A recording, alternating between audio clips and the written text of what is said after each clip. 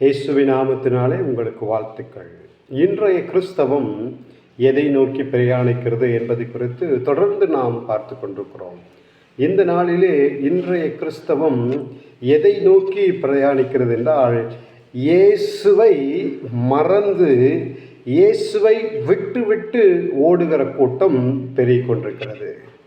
அன்றைக்கு மரியாள் யோசேப்பு இயேசுவை தொலைத்து விட்டு தேடிக்கொண்டிருக்கிறார்கள்.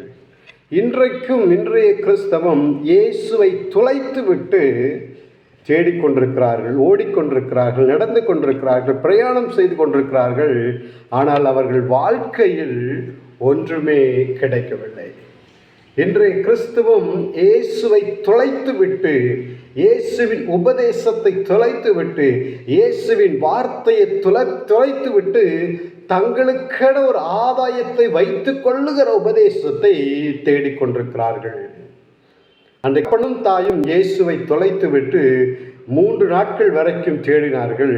இன்றைக்கு நாம் எத்தனையோ வருடங்களாக இயேசுவை தொலைத்து விட்டு நாம் தடவி கொண்டிருக்கிறோம், குருடர்களைப் போல. இன்றைய சமுதாயம் இயேசுவை தொலைத்த சமுதாயமாய், இயேசுவை மறந்துவிட்ட சமுதாயமாய், இயேசுவை உதறி தள்ளிவிட்ட சமுதாயமாய் இன்றைய சமுதாயம் காணப்படுகிறது. எனக்கு அருமையான சகோதர சகோதரிகளே, நீங்கள் இயேசுவை தொலைத்துவிட்டு வாழ்கிறவர்களாக இருப்பீர்களானால், ஆண்டவர் இன்றைக்கு உங்களை தேடி வருகிறவராக இருக்கிறார். நான் உனக்கு தேவை, நான் உன் வாழ்க்கையில் வர விரும்புகிறேன் என்று சொல்லி திரும்ப இயேசு உங்கள் வாழ்க்கைக்கு வர ஆயத்தமாக இருக்கிறார்.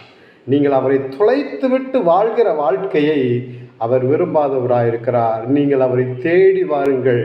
அவர் உங்கள் பக்கத்தில் வந்து நின்று உங்களுக்கு வேண்டிய சகல நன்மையான காரியத்தை செய்வார். இயேசுவை தொலைத்த கிறிஸ்தவர்களாய் அல்ல, இயேசுவை தனக்குள் வைத்து கொண்ட கிறிஸ்தவர்களாய் வாழ்வதையே தேவன் எதிர்பார்க்கிறார். அப்படிப்பட்ட வாழ்க்கை வாழ உங்களை ஒப்புக்கொடுங்கள். God bless you.